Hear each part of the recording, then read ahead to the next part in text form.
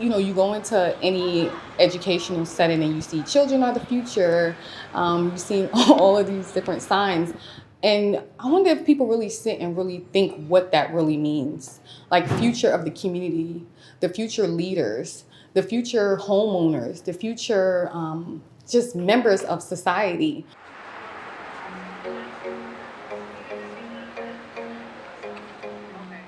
I'm Melinda Brookins. And I'm Candace Shaw.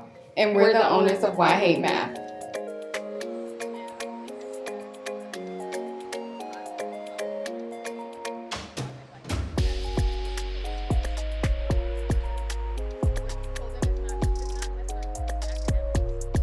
I had a love for math since I was a child.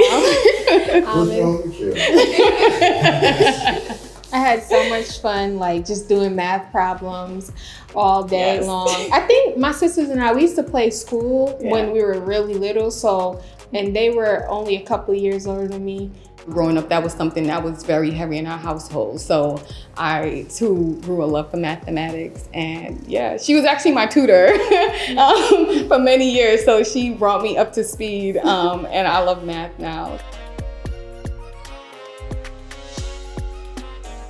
The students don't really find a need for mathematics. Like they don't understand how they can apply it in real life. I like to let people understand that math is a universal language of life. If you go to a country, if you go to France and you don't speak French, you have no idea what's going on around you. Same thing with math. So it's kind of like keeping people away from a skill that's so useful in navigating through the world.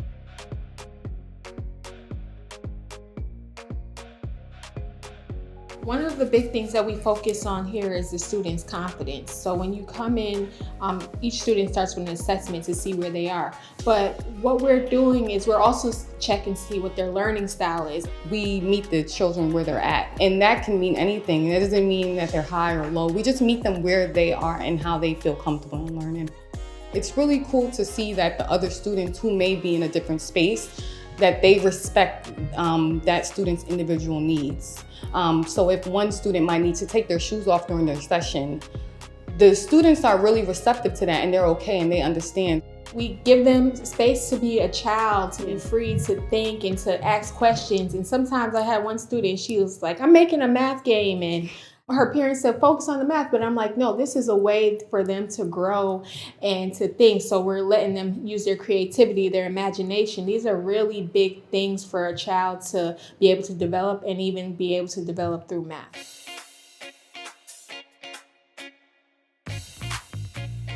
We have diversity in terms of race, in terms of socioeconomic status, and different genders, ages, and we're DOE vendors, so we have contracts in different schools. And so we also see a different range of schools depending on what zip code we are in.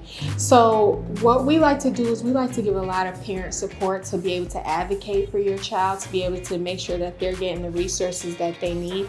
And then we step in to make sure that we're offering the supplemental activities that each child needs so that we can kind of bring them all on the same playing field. Because no matter where you're going to school here in New York City, when you come into Why I Hate Math, you're a Why I Hate Math student, and then we work and we make everyone feel comfortable so that we can all get to the same goal, which is being proficient in math.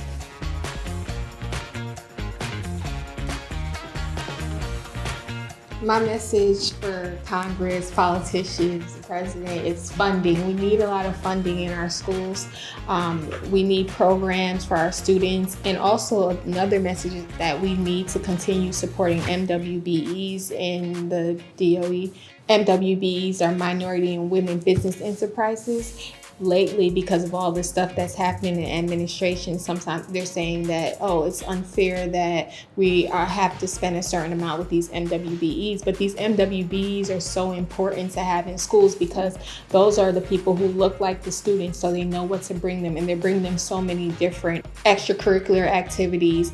So it's important to continue supporting and also giving grants to nonprofits who are doing things for the community as well.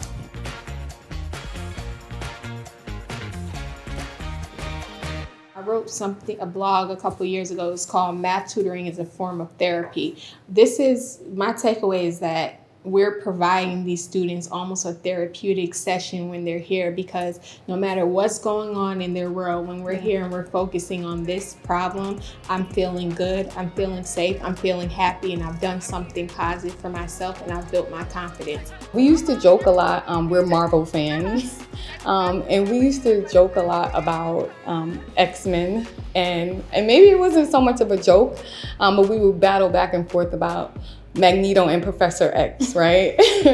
And we always pose like, who's who? Like, are you Professor X? Am I Magneto? But the biggest thing of being able to identify between who we are means that our students are superheroes. Yeah. They have superpowers.